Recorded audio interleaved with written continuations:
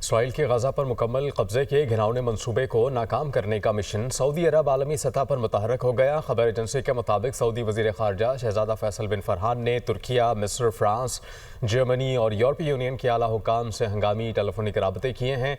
Saudi वजारत खारजा ने बताया कि शहजादा फैसल ने टेलीफोनिक राबतों में इसराइली मंसूबे की मुखालफत की।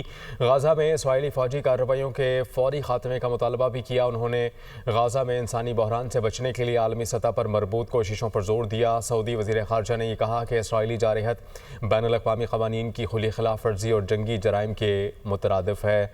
इसराइल ने गजा पर मुकम्मल कब्जे के घिनौने मंसूबे को नाकाम करने का मिशन सऊदी अरब आलमी सतह पर मुतहरक हो गया। खबर एजेंसी के मुताबिक सऊदी वजीर खारजा शहजादा फैसल बिन फरहान ने तुर्किया, मिस्र, फ्रांस, जर्मनी और यूरोपीय यूनियन के आला हुकाम से हंगामी टेलीफोनिक राबते किए हैं।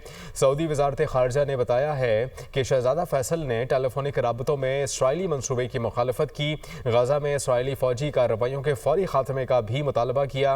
उन्होंने गजा में इंसानी बहरान से बचने के लिए आलमी सतह पर मरबूत कोशिशों पर जोर दिया। सऊदी वजीर खारजा ने कहा कि इसराइली जारहत बैनुल-अक़वामी क़वानीन की खुली खिलाफ वर्जी और जंगी जराइम के मुतरादिफ